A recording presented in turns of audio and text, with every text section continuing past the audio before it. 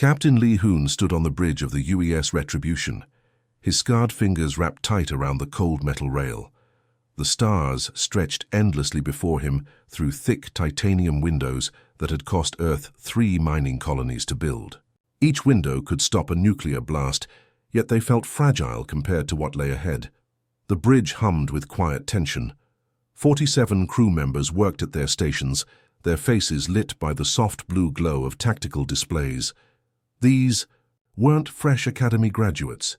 Every person here had volunteered for a mission they might never return from.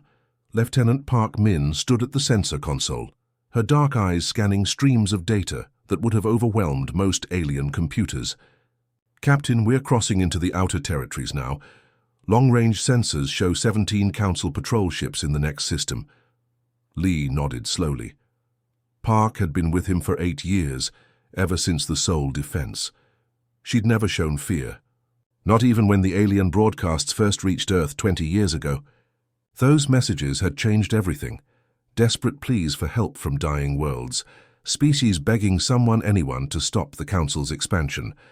Admiral Kim Soo stepped through the tactical room doors, his grey uniform telling the story of Earth's preparation, burn marks from weapons testing, radiation patches from the Jupiter shipyards, a small tear from when he'd personally tested the new armor plating with a plasma rifle. "Status report," Kim said, his voice carrying the weight of command. "We're ahead of schedule, Admiral," Lee replied. "The new fusion drives are performing beyond expectations. We'll reach their core systems 3 days earlier than planned." Kim smiled grimly. "Good. The Galactic Council has ruled for 10,000 years. They think the galaxy belongs to them. They've never faced a species that spent 2 decades building ships designed for one purpose: war. The Retribution was more than just a battleship. It was Earth's promise made real. 2 kilometers of human engineering powered by reactors that burned hotter than small stars. Its hull was forged from materials the galaxy had forgotten, titanium steel composites that could survive direct impact with asteroids, railguns that could punch holes through moons, nuclear torpedoes that made alien energy weapons look like flashlights, but it wasn't the biggest ship in Earth's fleet. That honor belonged to the UES Vengeance, currently 3 light-years behind them with the main battle group. Lieutenant Commander Yoon Bin looked up from the weapons console. "Captain, should we power up the main batteries?" "Not yet," Lee said. "Let them think we're just another exploration vessel. The longer they underestimate us, the better." Meanwhile, across the void of space, Council sensor stations went crazy with alerts. The massive object approaching their territory moved faster than anything they'd seen from the rim worlds. Its energy signature was wrong, where most ships showed the clean fusion patterns of civilized technology. This vessel burned with the raw power of barely controlled nuclear fire. On the Council border station, Keithvar, Commander Zilkshan studied the readings with growing confusion. "Run the analysis again," he ordered his technician. "Sir, the readings are correct. The vessel is over 2,000 meters long. Mass estimates put it at nearly 4 million tons. And, sir—" The technician paused nervously. "It's accelerating. Current speed is 0.7 light speed and climbing." Zilkshan's 4 eyes widened. No species from the outer rim had technology like that. The Council's own fastest ships could barely reach 0.5 light speed, and they were the masters of the galaxy. "Send a warning transmission," Zilkshan commanded. "Tell them to reduce speed and prepare for inspection." The message shot across space at light speed, reaching the Retribution in seconds. Lieutenant Park Min intercepted it, running the alien language through translation protocols Earth had developed from 20 years of intercepted communications. "They're ordering us to stop for inspection, Captain," she reported. Admiral Kim laughed, the sound echoing through the bridge. "Tell them, we'll be happy to stop, right after we finish our business in their core systems." Light years away, Admiral Vextar sat in his command chamber aboard the Council flagship Eternal Glory. Reports flooded in from border stations about the mysterious vessel. His scaled hands drummed against his command throne as he processed the information. "How big did you say?" he asked his intelligence officer. 2 kilometers, Admiral, and moving at impossible speeds. "Our xenobiology experts say no rim species has this capability." Vextar stood, his massive frame casting shadows across the bridge. He'd conquered 47 species for the Council. Primitive worlds fell before his fleets like wheat before the scythe. But this felt different.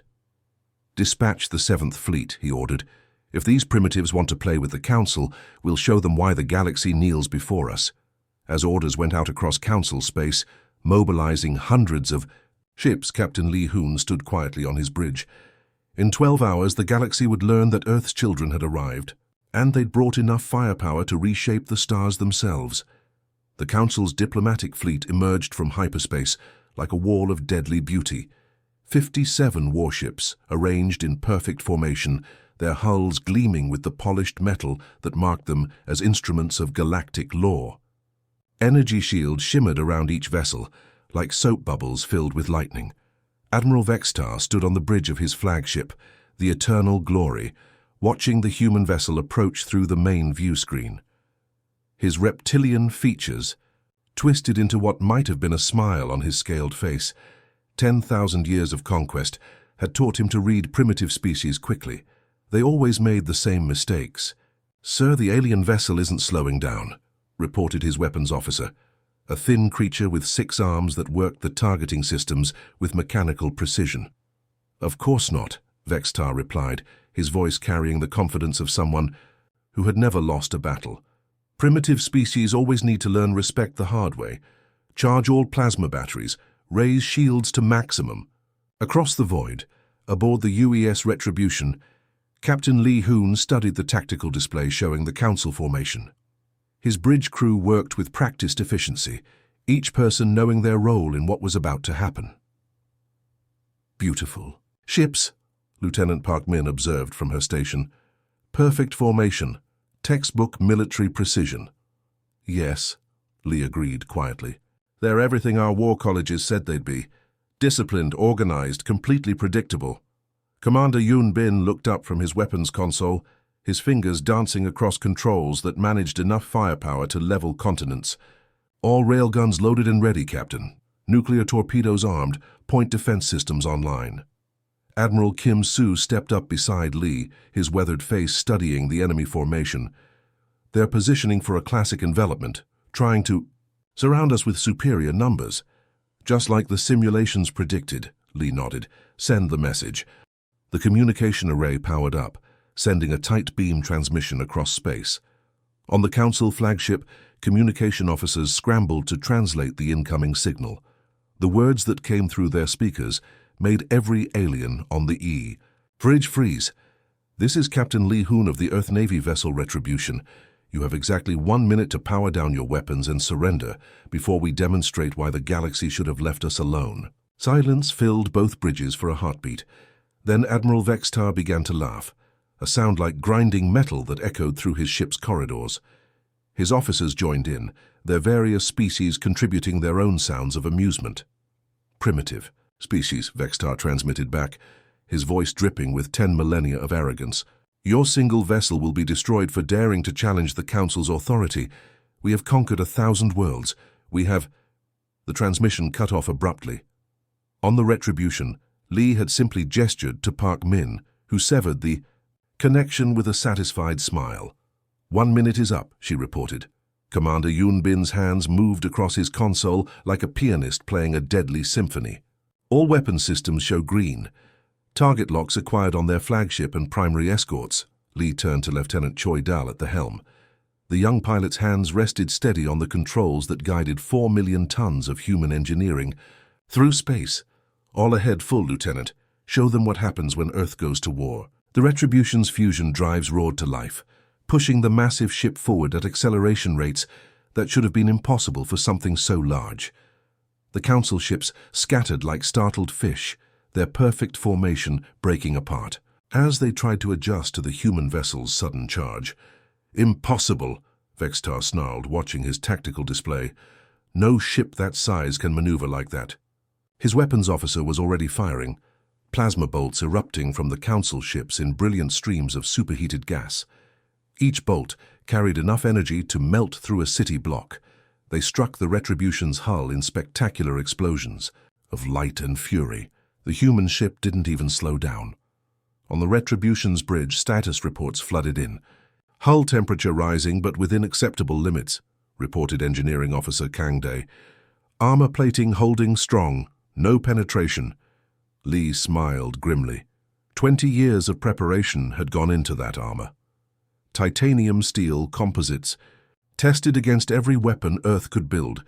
Materials so dense they bent space around them. The Council's energy weapons, designed to overwhelm alien shields, simply couldn't generate enough heat to matter. Their plasma bolts are like matches against a blast furnace, Admiral Kim observed. Time to return the favor. Commander Yoon Bin's finger hovered over the firing control. All batteries locked on target, Captain. Shall we show them what real weapons look like? The Council ships continued their barrage, their commanders growing desperate as they realized their most powerful weapons were having no effect. Energy readings from the human vessel showed systems they didn't understand, power levels that defied their understanding of physics. How are they doing this? Vextar demanded, his scaled hands gripping his command throne. No primitive species has technology like this. His science officer, a floating creature with crystalline features, transmitted frantic data. Admiral, their hull composition is unknown, dense metals we've never encountered, and their energy signature suggests power systems operating beyond our theoretical maximums. Then we destroy them with overwhelming firepower, Vextar roared. All ships concentrate fire on their bridge section. 57 ships turned their weapons toward the Retribution's command center. Space erupted in a light show visible from nearby star systems as enough energy to power entire worlds focused on a single target. The human ship emerged from the barrage completely unharmed. Our turn, Captain Lee whispered, his voice carrying across the bridge like a promise of thunder. The moment Commander Yoon Bin pressed the firing control, space itself seemed to hold its breath. Then the Retribution's railguns awakened with a sound that transcended hearing. A deep, primal roar that vibrated through the hull and into the bones of every human aboard.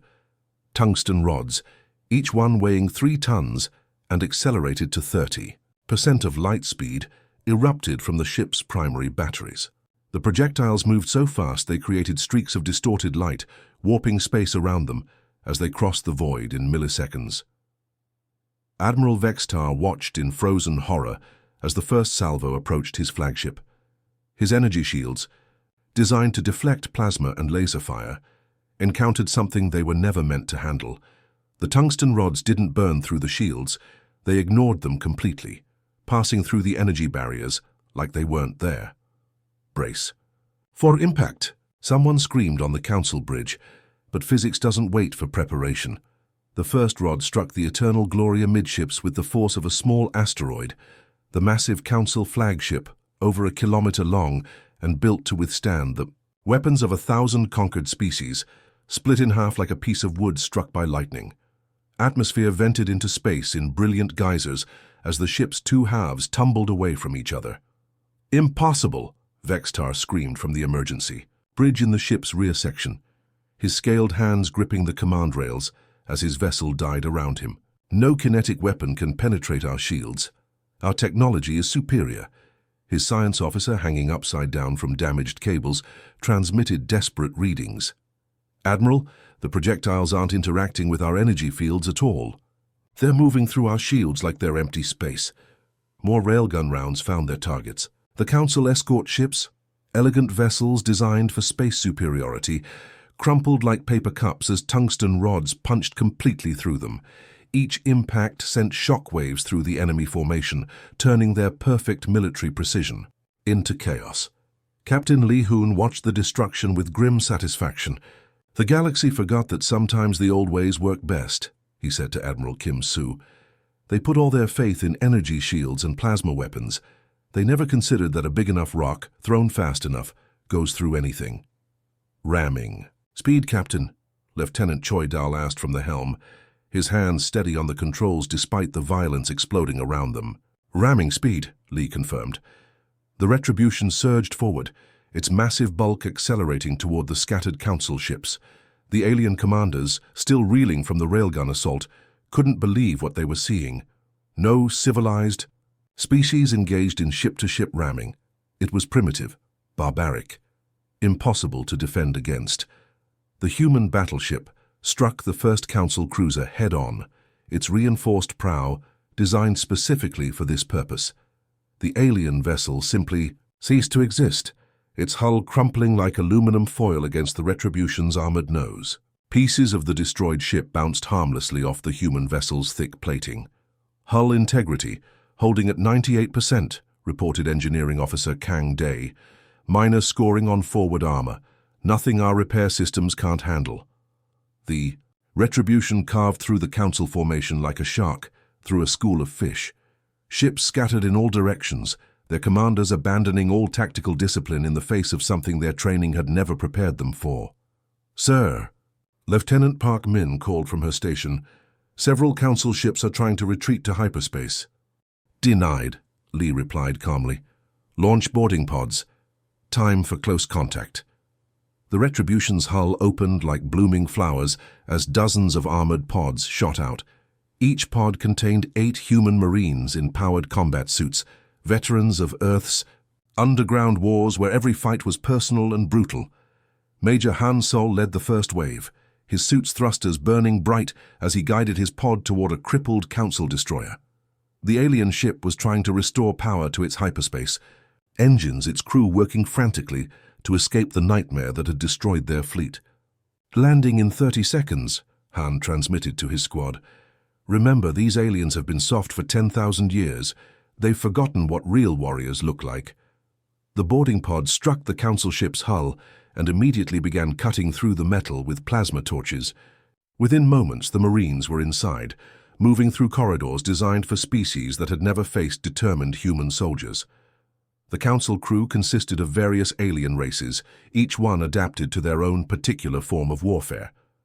But none of them had prepared for humans in powered armor, carrying weapons that fired explosive rounds instead of energy beams.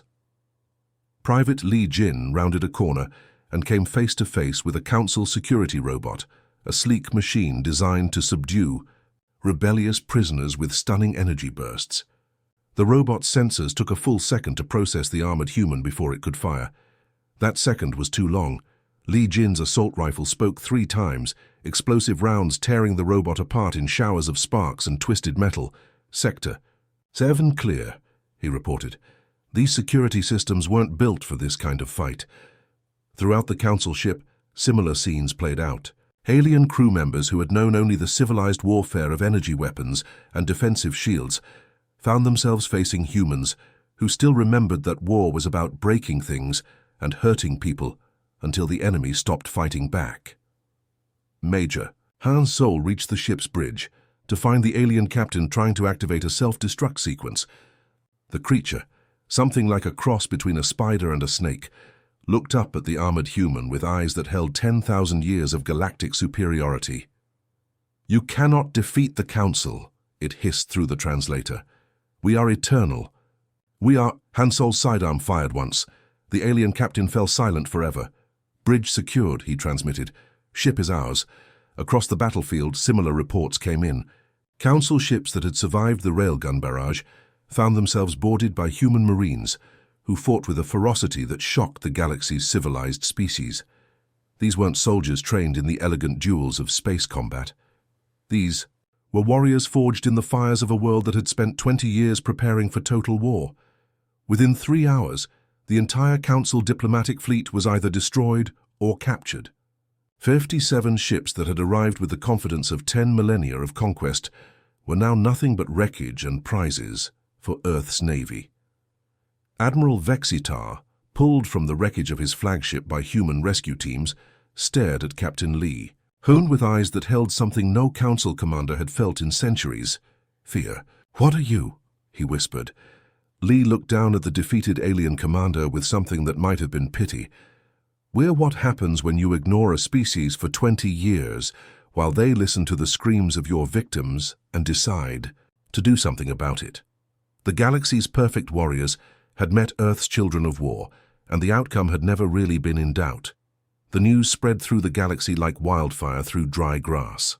Council communication networks, normally reserved for diplomatic messages and trade agreements, suddenly carried reports of impossible defeat. Admiral Vextar's entire diplomatic fleet, 57 of the Council's finest warships, destroyed or captured by a single human vessel.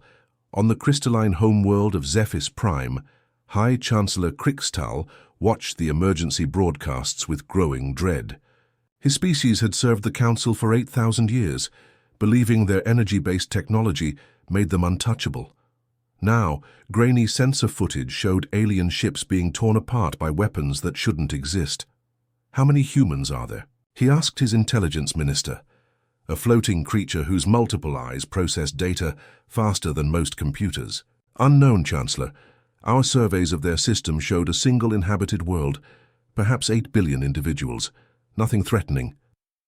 "Nothing threatening?" Krixtal's voice cracked with stress. "They just destroyed our most powerful fleet." But, even as panic spread through Council space, the real nightmare was just beginning. Deep in the void between stars, space itself began to tear open. Hyperspace portals materialized in perfect formation, each one birthing vessels that made the Retribution look small. The stealth destroyer Kim's Shadow emerged first, its black hull absorbing light like a hungry void. Captain Cho Min stood on its bridge, watching her displays show Council patrol ships that had no idea death was already among them. Her ship was named for Lieutenant Kim's Shadow, a reconnaissance pilot who had died intercepting Council communications 20 years ago. "All stealth systems green," reported her tactical officer. "The enemy cannot see us." "Good," Cho replied quietly. "Kim died so we could hear their victims' cries. Time to make sure her sacrifice mattered." The Shadow slipped between Council ships, like a ghost, its advanced hull coating and emission dampeners making it invisible to alien sensors. Behind it came a dozen more stealth vessels, each one carrying nuclear torpedoes and railgun systems designed for surgical strikes. Meanwhile, in the Kepler system, the massive carrier Young's Fury dropped out of hyperspace near a Council supply depot. Captain Park Day commanded from its enormous bridge, watching as launch bays opened like the maw of some ancient beast. The ship was named for Commander Young's Fury, a pilot who had died when her fighter was destroyed trying to reach a slaver convoy. "Launch all wings," Park ordered. "Show them what human pilots can do." 300 fighter craft poured from the carrier's bays like angry wasps. These weren't the elegant energy weapon fighters the Council used. Human fighters were built for one purpose: killing enemy ships as efficiently as possible. Each one carried nuclear-tipped missiles, railgun rounds, and pilots who had trained for 20 years with one goal in mind. Lieutenant Song Yu led the first squadron, her fighter's engines burning bright as she targeted a Council freight convoy. "Remember, these ships carry supplies to maintain their slave worlds. Every one we destroy means fewer chains." The Council escort ships tried to respond, their plasma batteries lighting up space with brilliant fire. But human fighters moved differently than anything the aliens had faced. They didn't rely on shields or energy barriers. Instead, they used speed, unpredictable flight patterns, and armor designed to absorb punishment while delivering death. Song's missile struck the lead freighter amidships, the nuclear warhead turning the massive ship into a brief new star. Around her, her squadron mates pressed home their attacks with the fury of people who had waited too long for justice. At the edge of Council space, the siege dreadnought Park's hammer materialized near the fortress world of Karthek. The massive ship, nearly 3 kilometers long, was named for General Park's hammer, who had died planning the liberation campaigns they were now executing. Captain Ryu Bin studied the fortress through his tactical displays. Karthek was supposed to be impregnable, its surface covered with energy shields and plasma cannon emplacements that could destroy entire fleets. It was where the Council trained their shock troops and where they sent prisoners who needed to be broken. "All siege batteries target the surface installations," Ryu commanded. "Let's see how their shields handle kinetic bombardment." The hammer's main guns were like nothing the galaxy had ever seen. Each barrel was the size of a building, designed to fire projectiles that could crack continents. When they spoke, the sound transmitted through the ship's hull like the voice of an angry god. Tungsten uranium slugs, each one weighing 50 tons, struck Karthek's energy shields at velocities that bent space around them. The shields, designed to deflect energy weapons, simply couldn't handle the kinetic impact. They flickered and died as massive craters appeared in the fortress world's surface. But the most terrifying sight was visible from the council capital itself. Captain No Yu's reconnaissance fleet materialized in the system's outer reaches, their sensors mapping every defensive installation, every ship movement, every weakness in the council's home defenses.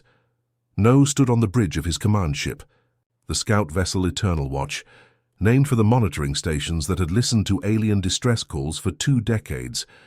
His screen showed the council's seat of power, a system of 12 worlds where trillions of beings lived under alien rule.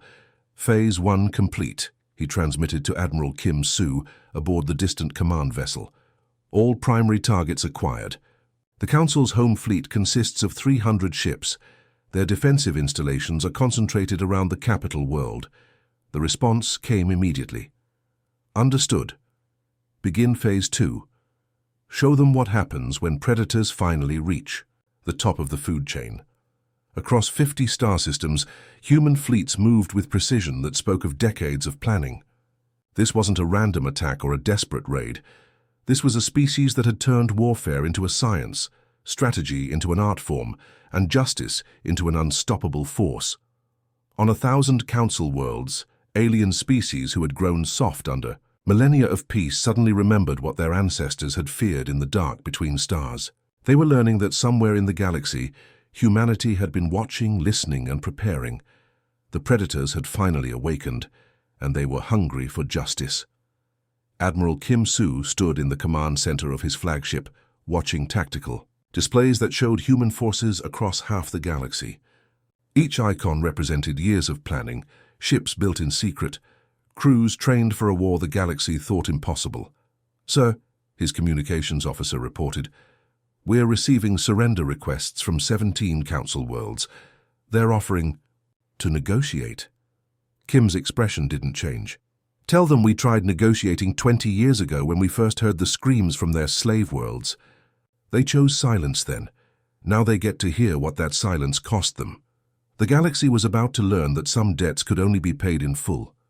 The Council's capital world of Supremus burned, but these weren't the fires of destruction. These were the flames of revolution, as millions of enslaved beings finally broke their chains. Across the planet's gleaming cities, species that had been forced to serve for thousands of years now stood free, their former masters fleeing in terror, or begging for mercy they had never shown. Captain Li Hoon walked through what had once been the Council's most sacred district, where only the ruling elite were allowed to set foot. Now it teemed with liberated slaves receiving medical care from human field hospitals. His boots crunched on the shattered remains of golden statues that had celebrated 10 millennia of oppression. "Status report," he asked Commander Yoon Bin, who stood coordinating relief efforts from a portable command center set up in the ruins of a council monument. "Medical teams have processed over 50,000 refugees in the past 6 hours, Yoon reported, his tactical display showing green zones across the capital. "Most are suffering from malnutrition and psychological trauma, but they're responding well to treatment, the Zephyrian children especially. Some of them had never seen sunlight before we freed them from the underground factories." Nearby, Lieutenant Park Min knelt beside a group of young aliens whose species Lee didn't recognize. Their translucent skin showed the effects of years spent in council labor camps, but their eyes held something that hadn't been there before: hope. Park was teaching them how to use the medical scanners, showing them that technology could heal instead of hurt. "The Velkari refugees are asking if they can help with the distribution efforts," she reported to Lee. "They want to do something useful instead of just receiving aid." "Let them," Lee nodded. "Freedom means choosing your own purpose." Major Han Sol approached from the security perimeter, his powered armor scarred but functional. Behind him walked a group of former council guards, aliens who had thrown down their weapons when they realized humanity wasn't there to conquer, but to liberate. "Sir, we've got volunteer forces from 12 different species wanting to join our peacekeeping efforts," Han reported. "Turns out a lot of council troops were forced into service. They're eager to help maintain order now that they're free to choose." Admiral Kim Soo emerged from the ruins of what had been the Council High Command, his grey uniform dusty, but his expression satisfied. He paused to watch human medics treating a group of elderly crystalline beings whose species had been enslaved for 3,000 years. "The galaxy thought we were primitive barbarians," Kim said to Lee, watching as a human doctor gently examined an alien child's injured wing. "They never understood that sometimes the most advanced species is the one that remembers why civilization exists in the first place." The two men walked together toward the center of the district, where the Council's former throne room had been converted into a coordination hub for the liberation efforts. The massive chamber, once decorated with the treasures of 1,000 conquered worlds, now buzzed with activity as humans and freed aliens worked side by side. Captain Cho Min looked up from a holographic display showing refugee movements across the sector. "Admiral, we're receiving cooperation requests from 47 former Council worlds. They want to establish new governments based on freedom instead of oppression." "Approved," Kim replied, "but make it clear, we're not here to rule them. We're here to make sure they can rule themselves." Through the throne room's massive windows, Lee could see human ships in orbit, alongside vessels from dozens of alien races. The formerly enslaved species were eager to contribute their own knowledge and technology to the liberation effort. The galaxy was discovering that cooperation was more powerful than conquest. Engineer Kang Day approached with a report from the orbital shipyards. "Sir, the hegemony survivors want to help us build medical ships. They say their biotechnology combined with our engineering could save millions of lives on the worlds we're still liberating." "Make it happen," Lee said. "Show them that humans don't just know how to destroy, we know how to build something better." In the months that followed, the transformation was remarkable. Worlds that had been prison planets became centers of learning. Species that had been forced to fight each other discovered they could work together. The galaxy's resources, once hoarded by Council elites, now flowed to where they were needed most. Captain Lee stood on the bridge of his new orbital station, looking out at a galaxy that was finally learning what freedom looked like. The station wasn't a military fortress.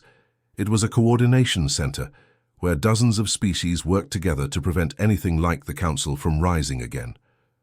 Lieutenant Park Min approached with the daily reports. "Sir, we've established communication with the Outer Rim territories. 300 worlds want to join the new alliance. They're calling it the Free Worlds Coalition." "Good," Lee smiled. "But make sure they understand, this isn't about human leadership. It's about making sure every species has a voice." Through the viewports, he could see construction vessels building the first interspecies university, where young beings from across the galaxy would learn together instead of fighting each other. Human engineers worked alongside crystalline architects and hegemony biotechnicians, creating something none of them could have built alone. Admiral Kim Soo joined him at the observation deck, watching as a group of former Council warships now, painted with the symbols of their liberated crews, departed for patrol duty in the outer systems. "Think they'll remember this lesson?" Kim asked. Lee was quiet for a moment, watching as a human supply ship transferred medical equipment to an alien hospital vessel.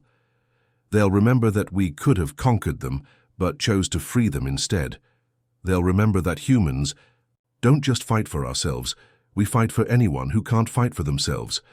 A communication alert chimed, and Captain No Yu's face appeared on the display. "Sir, we're receiving distress signals from the Andromeda relay stations. Looks like there are more species out there who could use our help." Lee and Kim exchanged glances. The galaxy was vast, and there were always those who needed justice. "Prepare the fleet," Lee ordered. "Let's go remind the universe that some things are worth fighting for," as the human ships prepared for their next mission. The freed worlds of the former Council territories thrived. Children who had been born into slavery now played freely under alien suns. Species that had been enemies for millennia worked together on projects that benefited everyone. The galaxy had learned that Earth's children were not conquerors seeking dominion, but guardians who understood that true strength came from protecting those who could not protect themselves. And somewhere in the vast cosmos, other species in need were about to discover that humanity's promise was simple but absolute. No one fights alone. The end.